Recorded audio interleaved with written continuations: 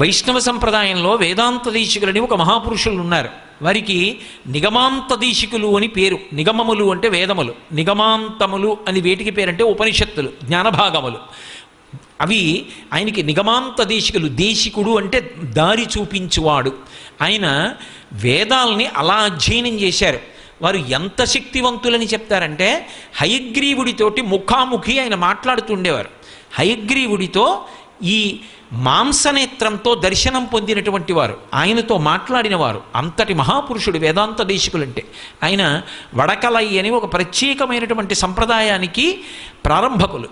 అటువంటి వేదాంత దేశికులకి సర్వతంత్ర స్వతంత్ర అని ఒక బిరుదుండేది. శృంగగిరి పీఠాధిపతుల యొక్క బిరుదావళి చదువుతున్నప్పుడు ఇప్పటికీ సర్వతంత్ర స్వతంత్ర అని చదువుతారు.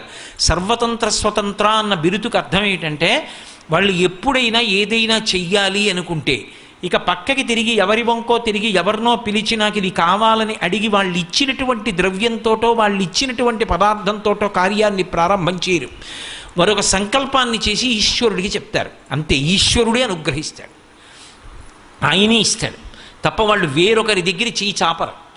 అలా ఆ స్థాయిని పొందితే సర్వతంత్ర స్వతంత్ర అని పిలుస్తారు. వేదాంత దేశికులకి సర్వతంత్ర స్వతంత్ర అని బిరుదు. ఎప్పుడూ కూడా లోకంలో ఒకటి ఉంటుంది. ఒకడు బాగా కీర్తి సంపాదించినటువంటి భక్తుడు ఉన్నాడు అనుకోండి, వాణ్ణి ఎంత అప్రతిష్ట పాలు చెయ్యాలని ప్రయత్నం చేసేటటువంటి వ్యక్తులు కూడా అక్కడే ఉంటారు పక్కన. దీపం కిందే నీడ ఉన్నట్టు భక్తుల జీవితాల్లో ఎప్పుడూ ఆయనని ఎలా అపకీర్తి పాలు చెయ్యాలని ప్రయత్నం చేసేవాళ్ళు ఉంటారు.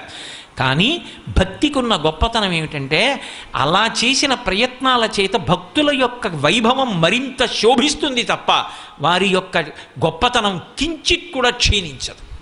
వేదాంత దేశికుల యొక్క జీవితంలో అదే జరిగింది.